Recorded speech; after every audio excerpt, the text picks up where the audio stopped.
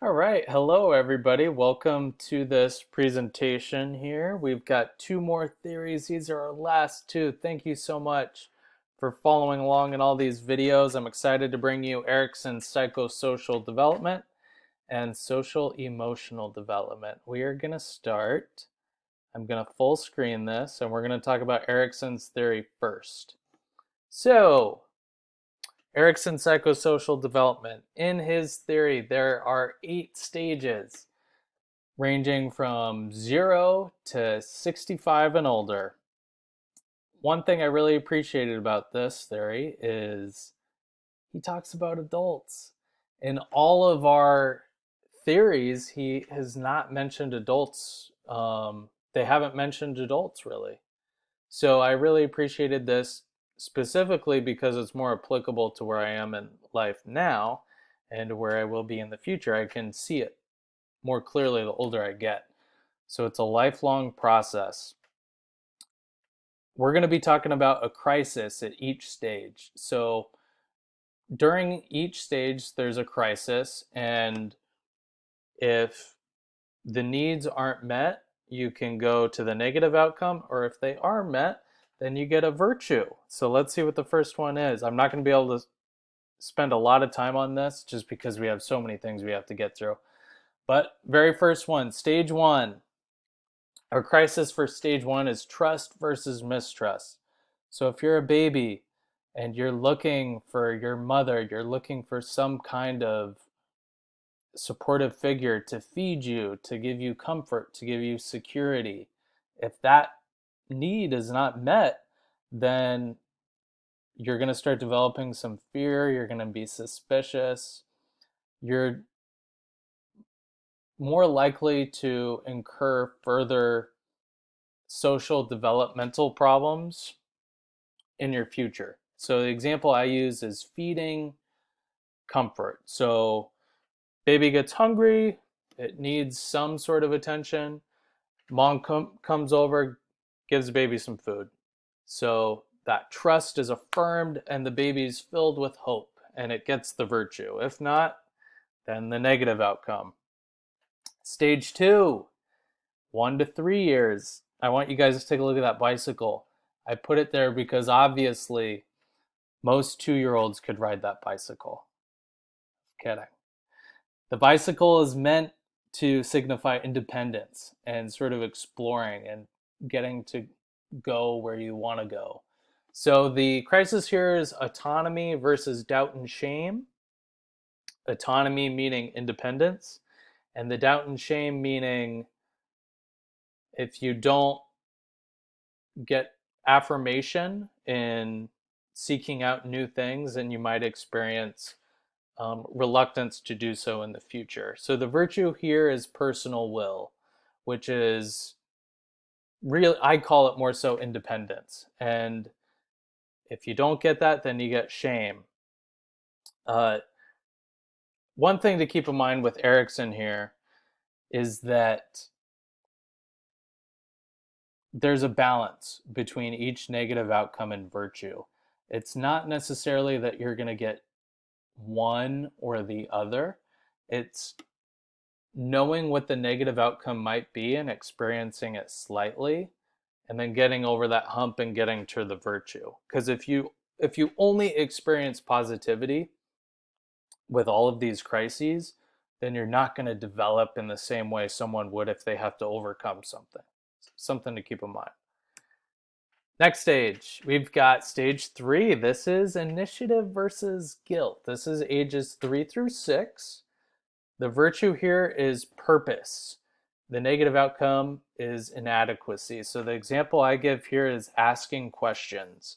If you're a child and you're being exposed to all of these new stimuli, you have questions because there's so much you don't know. So if someone's 5 years old, they're constantly asking questions. They want to know more. But every time they're told that they're stupid, that, oh, it's such a dumb question, why are you asking that?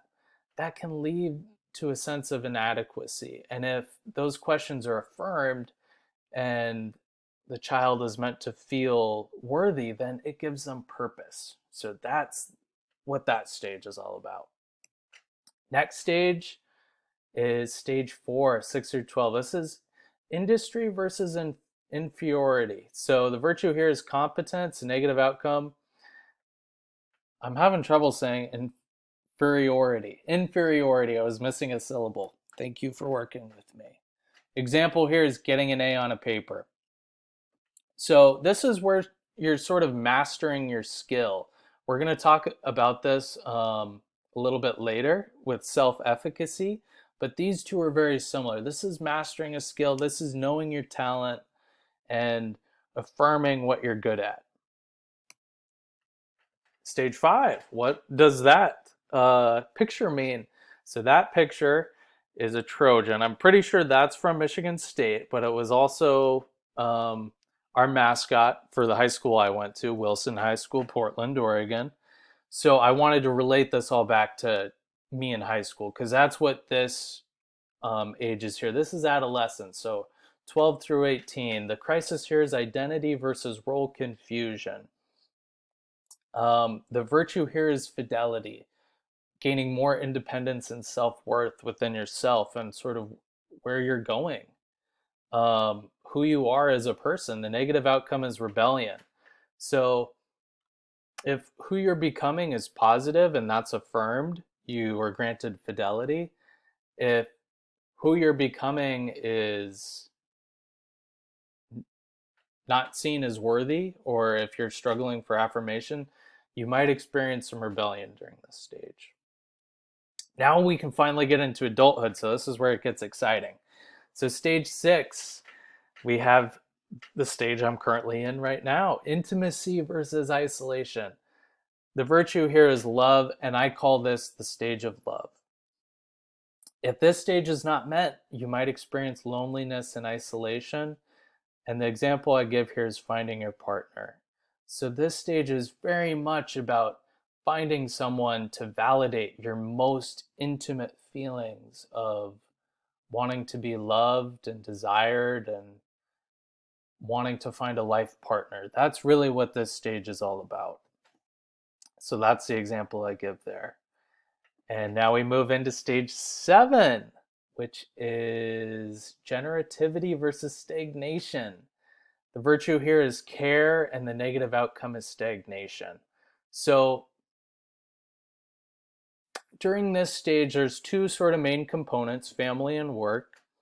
And the whole idea behind them is, are you growing and are you sort of graduating onto something bigger and grander and enhancing your self-worth? That could be with your family, having kids, seeing your kids do well. Could be with work, could most likely is with both for a lot of people. Developing within your career, achieving new goals. So are you getting better or are you staying where you're at? That's what stage 7 boils down to. And then the final stage, 65 and older, for our grandparents, for our beloved retirees and senior citizens. Their crisis is integrity versus despair.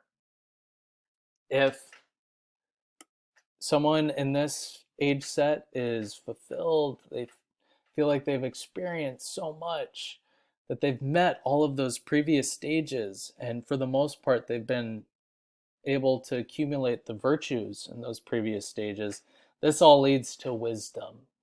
This leads to being able to sit down with your grandchild and say, you know what, when I was that age, it was a beautiful time, but here's what I want you to remember. That's what that conversation might look like. Negative outcome, which we don't want to think about, would be despair, which is I'm living with regret, which is I didn't meet some of those past stages and now I'm having internal rife of conflict within myself, which is not good for anybody. Let's sum this up. Final thoughts. Thought I'd throw in a nice picture of an ocean because it's what this whole website's theme has been. Final thoughts. I appreciated this theory for a lot of different reasons. It's very cohesive, it blends together well, and it also incorporates emotional development with adults, which has been overlooked so much um, in a lot of the theories that we've talked about for a good reason, because children were neglected for a long time in their emotional development. So I appreciated the adult lens here. Let's move on. It's time for social emotional development. We've got 4 minutes left, so I'm going to breeze right through this. Bear with me. I wish we had more time. Screen-o-matic's only given us 15 minutes. Let's bust it out. Social emotional development. We're back to talking about kids. Notice how I say goodbye to adult development. We're back to talking about kids. The first couple years are so important in developing self identity and giving kids the skills that they need to succeed by themselves and also with social situations. So our first thing, response caregiving. So this is the first thing we're going to talk about. In Erickson's theory, response caregiving is critical to creating future positive outcomes for infants. I'm sorry, I need to read this. Oh, it's okay. So I said similar to the first two stages of Erickson's theory. So during the first couple years, it's vital that that child is affirmed by their parents, that they're given security, love, affection, food, so they can be filled with hope and trust. Next word, emotional security. Sort of branching off to that response caregiving. Emotional security is a byproduct of that. If those needs are not met for children, then there's going to be a lack of emotional security. There's not going to be that safe space. Okay. Next word, temperament. Temperament plays a big role in expression. Some of the words we're going to talk about next sort of relay into that. The example I give is tools for the future. What emotions and emotional responses do different cultures value and care about? So in some cultures, passivity is a more dominant trait, to where folks are more quiet. They're not really concerned with self as much as they're concerned with group. In other cultures, it's the opposite, where self is valued highly and the group is an afterthought. Emotion regulation. So this is influenced greatly by the culture and the time period. So the zeitgeist, exposure to excessive stressors and over and under stimulation can really impair emotional regulation. So this is just having the ability to recognize an emotion and maybe suppress it a little to avoid embarrassment from the group. If you're really sad and you're on the brink of tears, can you regulate that and hold yourself back from crying? Impulse control. Same thing. If I want to hit somebody, if I want to hit another kid, can I stop myself from hitting them? Hold on. We got a minute left, guys. Yeah, literally got a minute left.